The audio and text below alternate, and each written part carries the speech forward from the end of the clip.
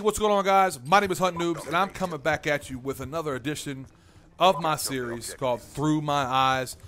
I know it's a little late, but it's a little, it's better late than never, I guess. You guys know I tend to, put these out every other week when I should be putting them out every week. But, it is what it is. A little pro tip right there, guys. Bank shot off the building. You'll be able to nail your guys every time. It works really well for me all the time. Yeah, man, I truly apologize, man. It is what it is. I just want to talk real quick about this gameplay because this is one of the highest scoring gameplays I've ever gotten. You guys already know I'm ass at this game, but it was my first, I think I was scoring 780 points per minute. Gameplay's right around 10 minutes long, so I was at 7,995 points at the end of the game. I think my final score is pretty ass, to be honest with you. I go 50-14. Spoiler, it's typically not a gameplay that I would keep with that type of that many deaths. But I got 5 stealth choppers, a warthog, and I was running UAV. I think it's 6 or 7 UAVs. Anyways, I just had a really high point score game, so I felt like this is worthy of keeping. Hopefully, you guys enjoy it. It's very action packed, and also you see what I do, what a lot of people don't do. Is I play the objective. I think I get maybe 10 or 11 caps. I'm capping B flags. I'm not scared. I mean, you'll see it throughout this entire gameplay. And hopefully, if the commentary is not up to par, this gameplay will give you something to be entertained by. So, real quick, guys, to all my newly acquired subscribers, this Through My Eyes series, man, it's storytelling that I tell you guys some of the shit I've been through my life and what I've done. I've integrated Call of Duty into that by using World at War in the beginning up to the present day, which is I just got to the penitentiary, and I'm using Black Ops 2 for that, and I will finish off this series with Black Ops 2 as well.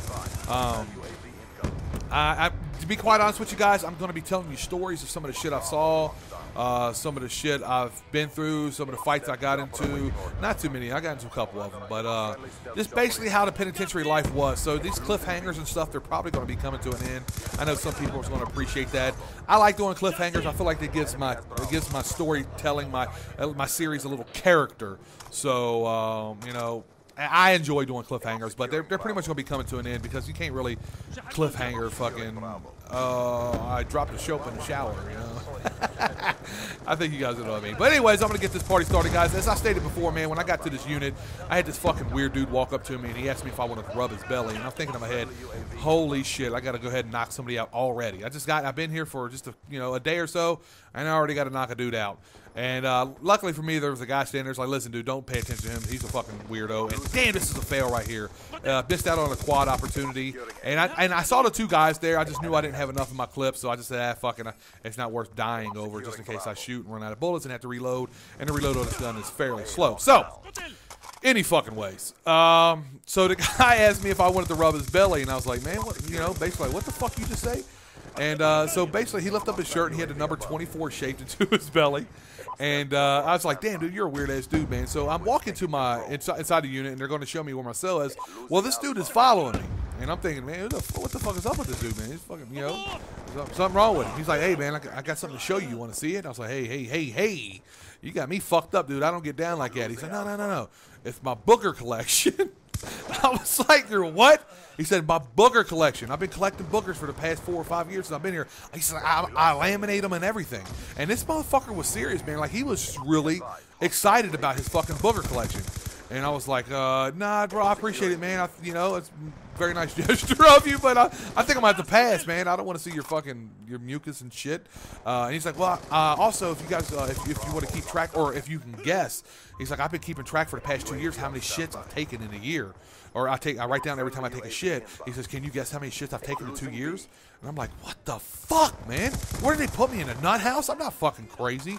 I was like, look at dude, man, no disrespect, but you got to get out of here, man. I can't be dealing with you. Look at that EMP grenade, 120 points. 120 points for doing nothing. So, this dude walked away, but I was talking to this other guy. I was like, man, is he always that weird? And he's like, yeah. Well, apparently he was locked up in a penitentiary. What happened was he was a pretty smart guy. He made his own radio, and he went to an airfield where airplanes land, and he got on the airfield and infiltrated their audio, their fucking radio system, and was telling people as they land, do not land, there is a bomb on the ground, take back off. So it makes perfect sense that this fucking nutcase is the way he is. But I kid you not, man, he got like almost 20 years for that shit, man. And 20 years fed time, you got to do 85% of your time. So that's 18 and a half fucking years, I think it is, or somewhere right around that time. That's a long motherfucking time, if you ask me.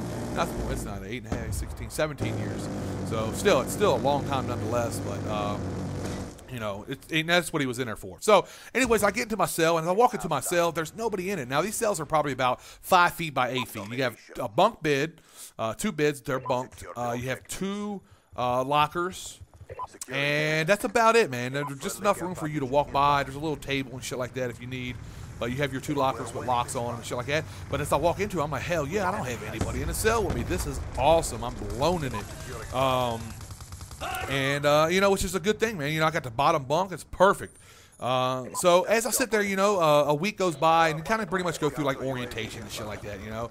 And luckily for me, man, I was locked up with a lot of people. When I was locked up, you know, in the county jail fighting my case, a lot of people that I was locked up with, you know, that was doing federal time got shipped to the same place I went to. So, you know, I got lucky in a sense because there was people there that knew who I am, and you know, there's nothing scarier than going to the penitentiary and you being the weird guy. You know, you being that guy like, who the fuck is this guy? Nobody knows about this dude. Is this motherfucker the police? This, that, you know, it's just not a good look when you get in there. So good, like I said, lucky for me, I knew some people. They kind of, you know, took me under the wing. They were able to give me some soap, shampoo, some slippers and shit like that, because you don't want to get into the shower barefooted. And I said it, goddamn it, I'm country. You don't want to get in there barefooted because you might come out and your fucking big toe will be 8 months pregnant before you know it. It's just not a good look to be fucking standing barefoot inside of a fucking of a cell where guys, that's all they pretty much do, go in there, pound their pud and shit like that. It's disgusting. But so they were able to give me the soap and shampoo and shit without having to do 2 for 1. And what I mean by that, for the people to understand, is 2 for 1 is pretty much a hustle people have. It's like, okay, I'll give you 1 bar of soap, but when you get paid, give me 2 back. And you know, hey, if you want that bar of soap bad enough, you're going to do it, man. It is, you know, it is what it is. It's a hustle. It's part of the game. Everybody had a different hustle. People had stores. Some people did tattoos.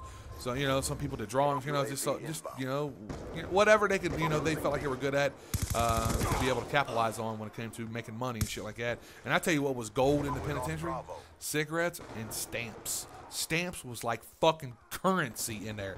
Like, man, I bet you 30 books of stamps you can't, you know, do that. I mean, it was crazy how people would just stamps for everything. Triple feed. Yeah, it was a little crazy. Stamps and tuna. I shit you not, guys, tuna. Tuna was like gold because penitentiary is like one big workout facility. Everybody's there working out. They're all in good shape and shit like that. But I don't know. It's a little crazy.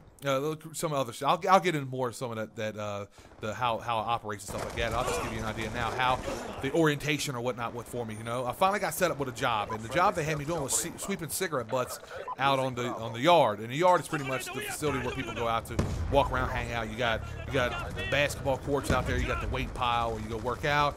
You got handball courts. You have what else you got out there? And you got a quarter-mile track as well. So I'll go around sweeping up cigarette butts for a whopping $5 a month. And I shit you not, that's all I got paid was $5 a month. Well, come to find out, after a week of working inside of my at the place, somebody inside of my unit that was right across the cell from me was the accountant for the kitchen area. And that's the funny thing about it. You're like, accountant? Yeah. An inmate being an accountant? Yeah, he was. He did the payroll and everything like that.